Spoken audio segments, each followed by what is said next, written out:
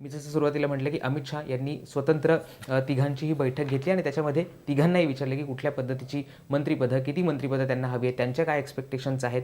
3 पक्ष एकत्र असल्यामुळे कुणाला कुठल्या मंत्रिपदाची मागणी आहे याच्या संदर्भातली जी माहिती आहे ती अमित शहांनी त्यांच्याकडनं घेतली. त्याच्या संदर्भातली चर्चा अमित शहांनी तिघांचीही केली. त्यानंतर जी माहिती कालच्या बैठकीमधनं समोर येते त्याच्यामध्ये भाजपला ही सर्वाधिक मंत्रिपदं हवी आहेत असं समोर आलेलं आहे. साधारण 20 मंत्रिपदं, 20 कॅबिनेट मंत्रिपदं ही भाजप स्वतःकडे ठेवू शकतं असं सुद्धा या सगळ्या बैठकीतनं समोर येत आहे. आपल्याला माहिती आहे की भाजप 132 जागांवर त्यांनी विजय मिळवलेला आहे. त्यामुळे महाराष्ट्रामध्ये महायुतीमध्ये भाजप हा सर्वाधिक मोठा पक्ष ठरलेला आहे आणि त्यामुळे निश्चितच त्यांच्याकडे सर्वाधिक मंत्रिपदं असतील हे सगळं याच्यामधनं स्पष्ट होत आहे. त्याचबरोबर भाजपनंतर शिंदेंकडे सुद्धा अधिकची मंत्रिपदं असतील असं सुद्धा म्हटलं जात आहे.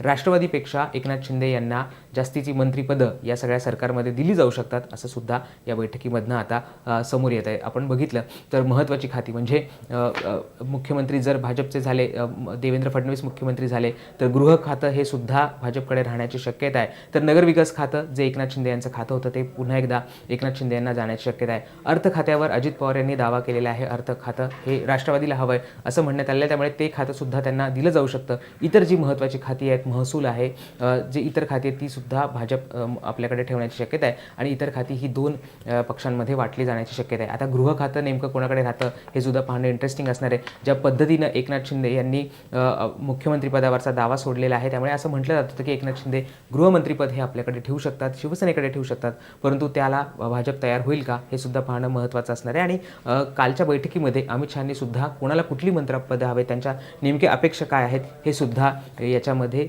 याच्याकडे जाणून घ्यायचा प्रयत्न केला. त्यांच्या अपेक्षा काय आहेत हे सुद्धा जाणून घ्यायचा प्रयत्न केला. परंतु कोणाला कुठली मंत्रिपद द्यायची किंवा कोणाला कुठला पोर्टफोलिओ द्यायचा याच्या संदर्भातला कुठलाही निर्णय हा मात्र कालच्या बैठकीमध्ये झालेला नाही आहे. अमित शहांनी केवळ त्याच्या संदर्भातली माहिती घेतली, परंतु मंत्रिपदाबाबतचा निर्णय हा मात्र काही झालेला नाही. त्याच्याबद्दल कुठलाही सुतोवाच कालच्या बैठकीमध्ये करण्यात आलेला नाही. आता कालच्या बैठकीनंतर जे 3ही नेते आहेत ते पुन्हा एकदा मुंबईमध्ये आलेले आहेत. मुंबईमध्ये सुद्धा आता बैठकांचं सत्र सुरू असणार आहे आणि या बैठकांच्या सत्रांमधनं नेमकं कोणाला कुठलं मंत्रिपद द्यायचं, कुठली खाती कोणाकडे असतील याच्या संदर्भातला निर्णय होईल. भाजपचं जे एक शिष्टमंडळ आहे ते सुद्धा, निरीक्षकांचं जे मंडळ आहे ते सुद्धा येईल आणि याच्या संदर्भातला सगळा निर्णय घेतला जाईल. हा निर्णय स्थानिक पातळीवर झाल्यामध्ये म्हणजे या 3ही नेत्यांमध्ये या सगळ्या संदर्भातली चर्चा झाल्यानंतर त्याचा निर्णय हा वरिष्ठ पातळीवर कळवला जाईल आणि त्यानंतर या सगळ्या संदर्भातलं खातेवाटप हे पुन्हा एकदा पार पडणार आहे. त्यामुळे मुंबईत सुद्धा या बैठका होणार आहेत. मुंबईत सुद्धा या बैठकांमध्ये वेगवेगळ्या चर्चा होणार आहेत आणि त्यानंतरच अंतिम निर्णय हा होणार आहेत. आता या सगळ्या बैठकीनंतर, या सगळ्या घडामोडींनंतर नेमका शपथविधी कधी होणार आहे हा सगळा प्रश्न पडलेला आहे. आपण बघतोय की मुख्यमंत्री कोण होणार हा सगळा पेच होता. त्याचा प्रश्न एक प्रकारे आता सुटत आल्यानंतर आता शपथविधी कधी होणार, सरकार नेमकं कधी स्थापन होणार या संदर्भातल्या चर्चा सुरू आहेत. त्यामुळे जी माहिती मिळते त्यानुसार 2 किंवा 5 तारखेला नवीन सरकारचा शपथविधी हा होण्याची शक्यता आहे. 3 आणि 4 तारखेला मोदी यांची जी अवेलेबिलिटी आहे किंवा त्यांची वेळ आहे ती मिळू शकलेली नाही आहे. त्यामुळे 2 तारखेला किंवा 5 तारखेला मुंबईमध्ये नवीन सरकारचा शपथविधी होण्याची शक्यता आता वर्तवली जाते आहे.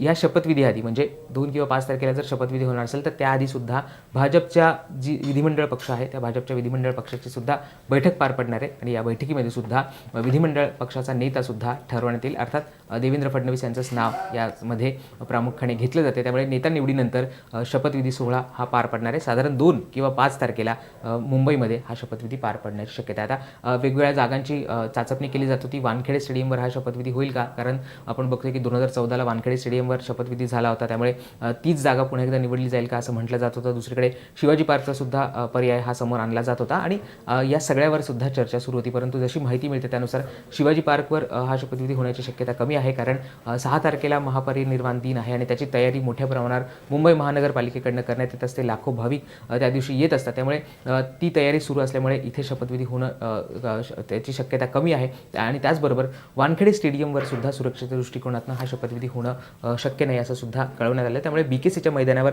हा शपथविधी होण्याची शक्यता आता वर्तवली जाते आहे. अर्थात या सगळ्या बैठकांनंतर हे 3ही पक्ष नेमकं काय निर्णय घेतात त्याच्यावरनं या सगळ्या गोष्टी ठरणार आहेत. परंतु अद्याप आपण बघतोय की मुख्यमंत्री पदाचा जो पेच होता तो आता कुठेतरी सुटल्याचं आपल्याला पाहायला मिळतं आणि त्यानंतर आता मंत्रिमंडळ वाटप कसं असेल, कोणाला कुठली मंत्रिपदं देणार, कारण 3ही पक्षांचं हे सरकार आहे, हे त्यांना बहुमत मिळालेलं आहे, मोठा मॅन्डेट मिळालेला आहे. त्यामुळे 5 वर्ष हे सरकार चालवायचं आहे. 5 वर्ष सरकार चालवत असताना कुठल्याही पक्षामध्ये धुसफूस राहू नये याची सर्व काळजी ही वरिष्ठ नेत्यांकडनं घेण्यात येते.